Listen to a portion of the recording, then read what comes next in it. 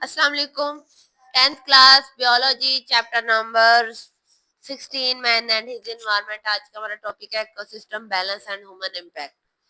कैसे इकोसिस्टम का बैलेंस होना और इम्बैलेंस होना इंसानों पे असरअंदाज करता है। ये जो इंटरेक्शन होती है जानदारों की बाकी जानदारों से और एबायोटिक कंपोनेंट से। एबायोटिक नॉन लिविंग को कहते हैं। जमीन आप सिर्फ आपका ताल्लुक इस जमीन में सिर्फ जानदारों से नहीं पड़ता, बहुत सारे बेजान चीजें भी होती हैं, उनसे भी आपका ताल्लुक पड़ता है। ठीक है, रोजाना आप इस्तेमाल करते हैं, तो आज हम उसको पढ़ेंगे। बायो जियो केमिकल साइकिल जो है वो बायो भी होती है, इसमें जियो जमीन और केमिकल साइकिल जो है वो मेंटेन करता है। ये बैलेंस इकोसिस्टम है by recycling natural resources. Natural resources आपको पता है हमारे जो फॉसिल फ्यूल है ये नेचुरल रिसोर्सेज है, कोल ऑयल गैस ये सारी चीजें। इसको हम क्या कर रहे हैं, रिसाइकल करते हैं, बार बार उसी को इस्तेमाल करते हैं। उनको रिसाइकल करके हम अपने इकोसिस्टम को बचा सकते हैं, वरना कब की हमारी जमीन से हर चीज खत्म हो गई होती। ह्यूमन ट्राई इंसान कोशिश कर रहे हैं कि अपने इन्वायरमेंट को बदलें टू फिल अपनी जरूरतें पूरी करने के लिए। दरख्त काट देते हैं सिर्फ अपनी जरूरत पूरी करने के लिए, तो वो माहौल में चेंजिंग लेके आ रहे हैं। लेकिन जब वो चेंज करते हैं तो उन पे क्या असर पड़ता है, अब हम उससे डिस्कस करेंगे। This has upset the delicate balance in ecosystem. बहुत से बुरे इम्पैक्ट पड़ रहे हैं। Global warming. ग्लोबल वार्मिंग क्या है, ग्रीन हाउस गैसेज में जो गैस इकट्ठी होती है उसे कहते हैं global green house. Green house बनाया जाता है पौधों की ग्रोथ के लिए। एक ग्लास से बना हुआ ग्लास हाउस भी उसे कहते हैं। उसमें जो जितनी भी सूरज की रोशनी है ना वो सारी जमीन में इकट्ठी होती है। जब वो बहुत सारी इकट्ठी होती है ना तो जमीन का टेम्परेचर गर्म हो मतलब के इंक्रीज हो जाता है। वो रोशनी अंदर तो आ जाती है लेकिन वहां से बाहर नहीं निकल पाती। उन्होंने कहा addition of greenhouse gases. Greenhouse gases है कार्बन डाइऑक्साइड, मीथेन और ओजोन। अगर कोई आपसे पूछे write down the greenhouse gases तो आपने कहना कार्बन डाइऑक्साइड, मीथेन और ओजोन। ये एटमॉस्फेयर में होती है तो ये क्या करती है, अर्थ का टेम्परेचर इंक्रीज कर देती हैं। ये गैसेज जो है remain in the lowest part, earth के एटमॉस्फेयर के सबसे निचले हिस्से में ये रहती हैं। ये गैसेज हमने खुद इकट्ठी की है, कैसे ग्रीन हाउस बना के उसमें ये इकट्ठी हो गई और अब ये क्या है हमारी जमीन में भी इकट्ठी होने लगी, वापस नहीं जा सकती। सन से हमने खुद लिया, एटमॉस्फेयर से लिया है। Do not allow solar radiation to reflect back into space. वो जो सोलर रेडिएशन आई है ये गैसेस की वजह से, वो जो सूरज की एक श्वा क्या कहते हैं रेज आई हैं, शुआएं आई हैं, वो आ तो जाती हैं लेकिन वहां से वापस नहीं जा पाती। इन्हीं गैसेस की वजह से ये उन्हें ब्लॉक कर देती हैं। इसकी वजह से जो हीट है वो अर्थ की दिन ब दिन बढ़ती जा रही है और इतना ज्यादा टेम्परेचर हो रहा है कि आप देख सकते हैं कि गर्मियां किस कदर गर्म थी इस दफा। गर्मी का मौसम और बहुत लंबा था। ये क्या है, ये ग्लोबल वार्मिंग कहलाता है। ग्लोबल वार्मिंग की वजह से आपके जो ग्लेशियर्स हैं, जो पहाड़ों पे बर्फ जमी हुई है वो सारी क्या रही है, पिघल रही है, बहुत जल्दी फास्ट फास्ट पिघल रही है। ठीक है, और नई लेयर भी नहीं वहां पे बन पा रही। सी वाटर जो है आपके समंदर का पानी वो भी एक्सपेंड हो रहा है और सी लेवल को बढ़ा रहा है, वो और ज्यादा फैलता जा रहा है, समंदर बड़े होते जा रहे हैं क्योंकि मेल्ट वो ग्लेशियर मेल्ट हो के आ रहा है और रिवर की सरफेस ऊपर जा रही है। ग्लेशियर्स इतने ज्यादा मेल्ट हुए हैं कि समंदरों में दरियाओं में पानी बढ़ गया और उसकी वजह से दुनिया में सैलाब आ चुका है। एसिड रेन की बात करें, जब आपका जो हवा है इसमें एसिड पाया जाता है, जब पानी ऊपर से नीचे गिरता है बारिश होती है तो वो बारिश के कतरों में वो एसिड डिजोल्व हो जाता है।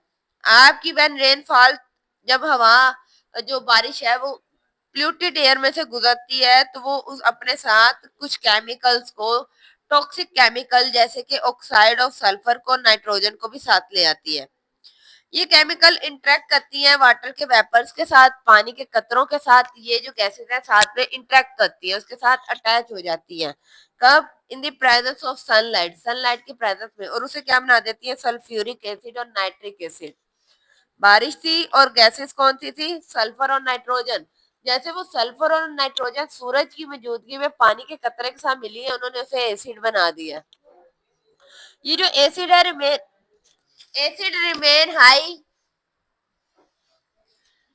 Acid remain as vapour as high temperature. ये जो एसिड है ये तब तक उन उनमें रहेगा जब तक उनका टेम्परेचर एट हाई टेम्परेचर पे है, वो वेपर्स, ठीक है, रिमेन एज वेपर, उन वेपर्स को हाई टेम्परेचर पे रखेगा। एज टेम्परेचर फॉल, जैसे ही टेम्परेचर गिरेगा तो एसिड जो है वो कंडेंस, वो बदल जाएगा, वो एसिड लिक्विड बन जाएगा। अक्सर आपने देखा है ना, गर्मी एक चीज जो है, बर्फ का कंडेंसेशन क्या है? कंडेंसेशन है किसी गैस का, किसी वेपर्स का दोबारा सॉलिड बन जाना, ठीक है। लिक्विड से वो मिक्स हो जाएगा रेन में और स्नो में, वही लिक्विड स्नो बन के सॉलिड फॉर्म में आ जाएगा। टेम्परेचर ऊपर नीचे हो, पानी पिघलता है, पानी जमता है, टेम्परेचर ज्यादा हो पानी जम के बर्फ बन जाता है, कम हो क्या कहते हैं टेम्परेचर और ज्यादा हो जाए तो वही बर्फ जो है पिघल जाती है। तो इसमें भी ऐसे ही होता है। इसकी वजह से जो एसिड है उसकी पीएच जो है 3 से 6 तक चली जाती है और कुछ अफेक्ट करती है।